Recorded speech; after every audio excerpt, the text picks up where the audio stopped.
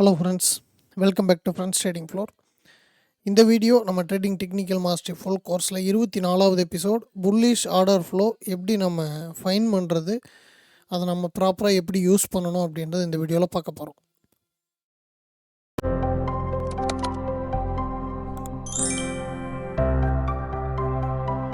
Bullish order ஃப்ளோங்க, அதாவது bullish order flow அப்படி பீரிஷ் order flow அப்படின்னு நம்ம தனித்தனியாக பார்க்குறதுக்கு முன்னாடி ஆர்டர் ஃப்ளோ அப்படின்றது என்ன அப்படின்றது நம்ம ஃபஸ்ட்டு தெரிஞ்சுக்கணும். இப்போது உங்களுக்கு ரீசெண்டாக ட்ரெண்ட் ஆகிட்டு இருக்கிறது என்னன்னு சொல்லி பார்த்தீங்கன்னா, இந்த பக்கம் பை ஆர்டர்ஸ், அதாவது எப்படின்னா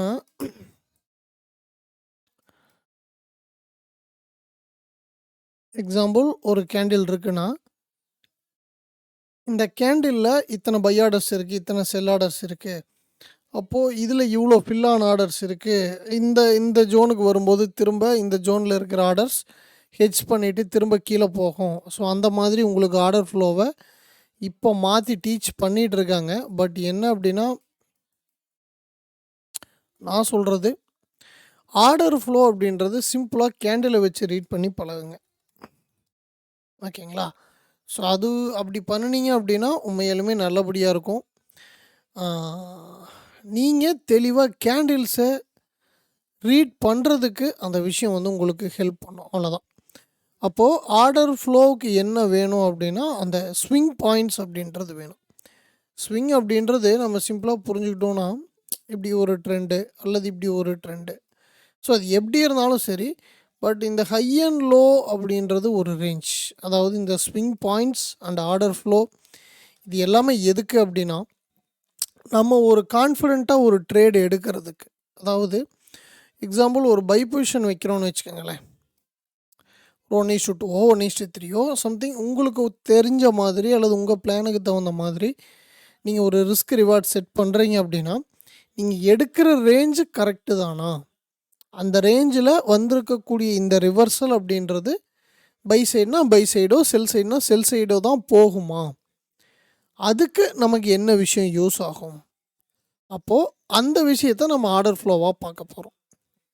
ஓகேங்களா? ஸோ ஆர்டர் ஃப்ளோவுக்கு முன்னாடி ஒரு விஷயம், அந்த ஸ்விங் பாயிண்ட்ஸ் அப்படின்றது பார்த்தீங்கன்னா, ஸ்விங் பாயிண்ட்ஸில் 2 இருக்குதுங்க, swing high and swing low. ஓகேங்களா? ஸோ அப்போது ஆர்டர் ஃப்ளோ வேணும்னா ஸ்விங் பாயிண்ட்ஸோட கண்டினியூவேஷன் தான் ஆர்டர் ஃப்ளோ. இந்த ஸ்விங் பாயிண்ட்ஸில் 2 இருக்குது. ஒன்று என்னென்னா ஸ்விங் ஹை, இன்னொன்று என்னென்னா ஸ்விங் லோ.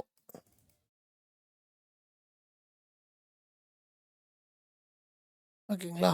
அப்போது ஸ்விங் ஹை ஸ்விங் லோ அப்படின்றது என்னங்க, ஸ்விங் ஹை பாயிண்ட் அப்படின்றது பார்த்தீங்கன்னா, ஸோ இந்த வியூவில் இருக்கணுங்க. ஓகேங்களா?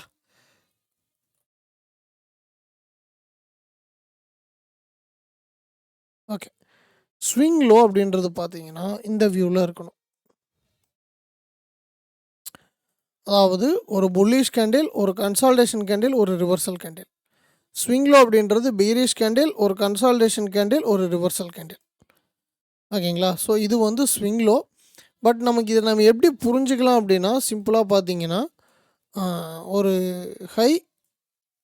Higher high, lower high. ஓகேங்களா? சிம்பிள். ஸ்விங் லோ அப்படின்றது ஒரு lower low, higher low. So இந்த விஷயம் என்ன அப்படின்னா, உங்களுக்கு அந்த ஸ்விங்கு அதுக்கு கீழே போகலை, அந்த ப்ரைஸ் அதுக்கு கீழே போகலை அப்படின்றது நமக்கு வந்து இன்டிமேட் பண்ணுது, அவ்வளோதான். இதில் ஹையர் டைம் ஃப்ரேமில் இந்த ஸ்விங் பாயிண்ட்ஸை எடுத்து வச்சு லோயர் டைம் ஃப்ரேமில் அந்த ரேஞ்சுக்குள்ளே வந்து ப்ராப்பர் ரிவர்சல் கிடைக்கும்போது என்ட்ரி மட்டும் ட்ரை பண்ணினீங்க அப்படின்னா ப்ராப்பராக ஆர்டர் ஃப்ளோ வந்து நீங்கள் நல்லபடியாக யூஸ் பண்ணலாம். அப்போது ஒரு ஆர்டர் ஃப்ளோவை கண்டுபிடிக்கிறதுக்கான ஸ்விங் பாயிண்ட்ஸ், அந்த ஸ்விங் பாயிண்ட்ஸில் ஸ்விங் ஹை ஸ்விங் லோ இந்த பேட்டர்ன் வந்து இந்த 3 ஃபார்முலாவும் நம்மக்கிட்ட இருக்குது. அப்போ இது 3ம் தெரிஞ்சுக்கணும். ஆர்டர் ஃப்ளோன்றது ஆர்டர்ஸ் நம்ம என்ட்ரி எடுக்கிறதுக்கு அதாவது ஒரு கன்ஃபர்மேஷன் எடுக்கக்கூடிய ஏரியா அந்த ஆர்டர் ஃப்ளோ.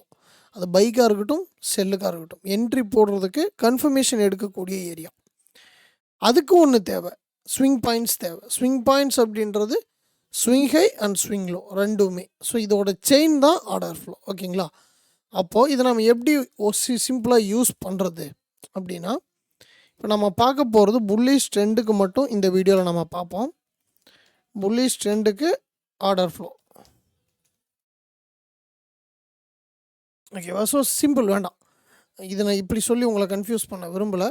புல்லிஷ் ஆர்டர் ஃப்ளோனே வச்சுக்கோங்களேன். ஏன்னா இது வந்து 2 விதமான 3 விதமான மார்க்கெட்லேயுமே, அதாவது புல்லிஷ் ட்ரெண்டாக இருந்தாலும் சரி, பியரிஷ் ட்ரெண்டாக இருந்தாலும் சரி, அல்லது கன்சால்டேஷனாக இருந்தாலும் சரி, எல்லாத்துலேயுமே இந்த ஃப்ளோ அப்படின்றது ஒன்று தான்.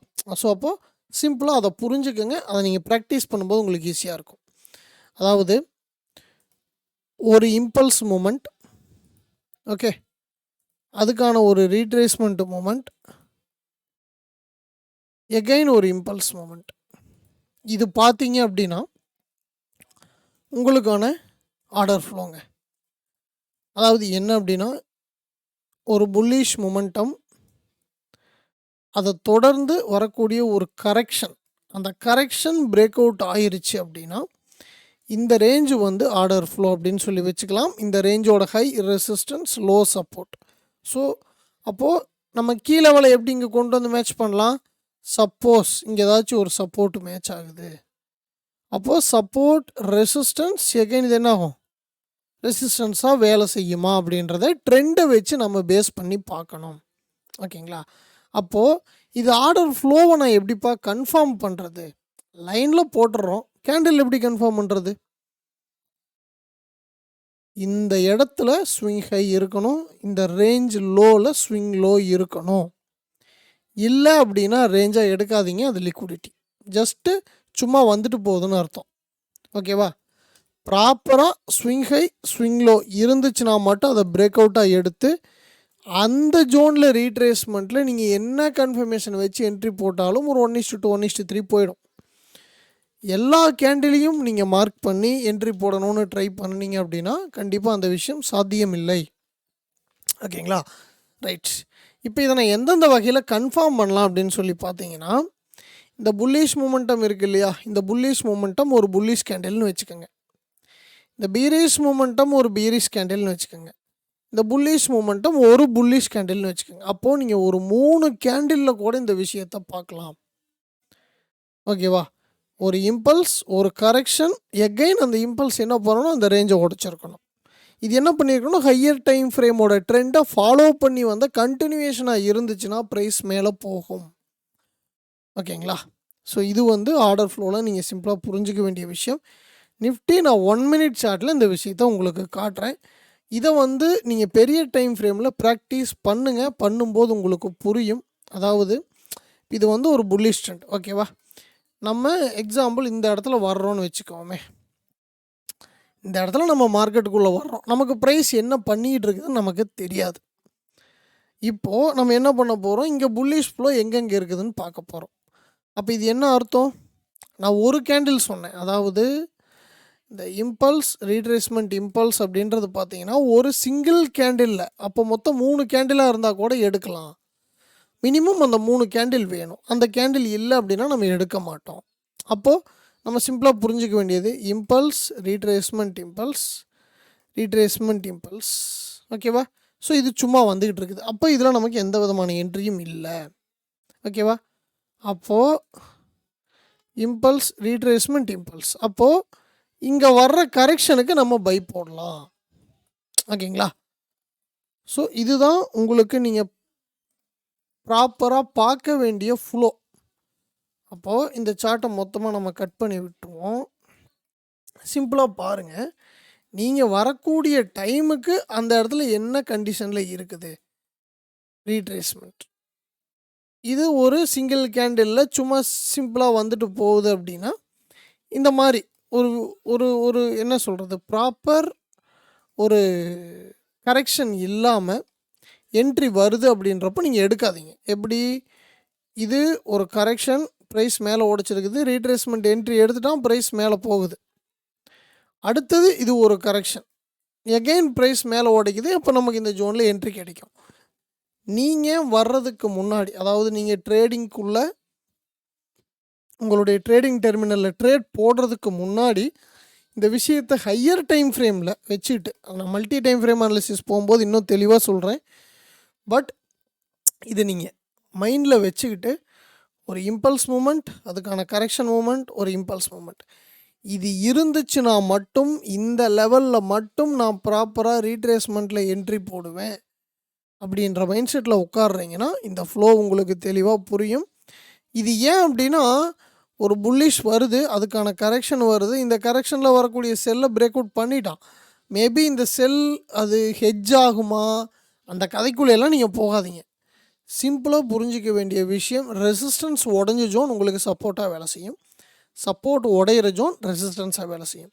ஸோ ஃபைனலாக ஆர்டர் ஃப்ளோவில் நீங்கள் புரிஞ்சிக்க வேண்டிய விஷயம் என்னன்னு கேட்டிங்கன்னா, ஒரு இம்பல்ஸ், ஒரு ரீட்ரேஸ்மெண்ட், ஒரு இம்பல்ஸ், இது ஸ்விங் ஹையாக இருக்கணும், இது ஸ்விங் லோவாக இருக்கணும். ஸ்விங் ஹை அப்படின்றது இந்த வியூவில் இருக்கணும், ஸ்விங் லோ அப்படின்றது இந்த வியூவில் இருக்கணும். கேண்டிலோட கலர் புல்லிஷ் ஆர் பேரிஷ் அது மேட்ரு இல்லை. ஓகேங்களா? அப்போது இந்த கண்டினியூவேஷன் தான் உங்களுக்கான ஆர்டர் ஃப்ளோ.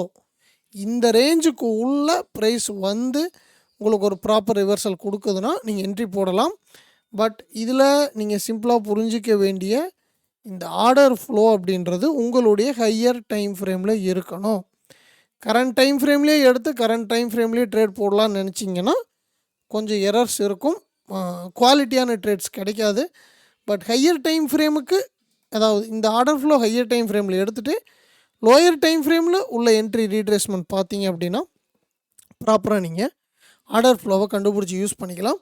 ஸோ இந்த புல்லிஷ் ஃப்ளோ இப்படி தான் இருக்கும், இப்படி தான் எடுக்கணும். ஸ்விங் பாயிண்ட்ஸோட பிரேக் அவுட் ஆர்டர் ஃப்ளோ. இது புல்லிஷ் ட்ரெண்டில் ஸ்விங் ஹையை மேலே உடைச்சிருக்கிறதுனால இது ப்ராப்பரான புல்லிஷ் ஆர்டர் ஃப்ளோவை நம்ம எடுத்துக்கலாம். ஓகேங்களா? ஸோ இது சம்மந்தமாக உங்களுக்கு இருக்கக்கூடிய டவுட்ஸ் எதுவாக இருந்தாலும் சரி கீழே கமெண்ட் பாக்ஸில் சொல்லுங்கள். இல்லை எனக்கு ஒரு சில சார்ட் இருக்குது, நான் சார்ட் சென்ட் பண்ணுறேன், அந்த மாதிரி ஒரு சின்னதாக இன்ட்ராக்ஷன் வேணும் அப்படின்னா நம்மளுடைய டெலிகிராம் கம்யூனிட்டி, டிஸ்கார்ட் கம்யூனிட்டியை நீங்கள் தாராளமாக யூஸ் பண்ணிக்கலாம். அண்ட் அடுத்த video episode number 25 bearish order ஃப்ளோவை ப்ராப்பராக கண்டுபிடிச்சி அதை எப்படி யூஸ் பண்ணலாம் அப்படின்றது அடுத்த வீடியோவில் பார்ப்போம். ஒழுங்காக நல்லபடியாக நீங்கள் பொறுமையாக ட்ரேடிங்கில் டெக்னிக்கல்ஸ் ப்ராப்பராக கற்றுக்கிட்டு அனாலிசிஸ் பண்ணினீங்கன்னா ஒரு நல்ல ட்ரேடராக வரலாம். வாழ்த்துக்கள்.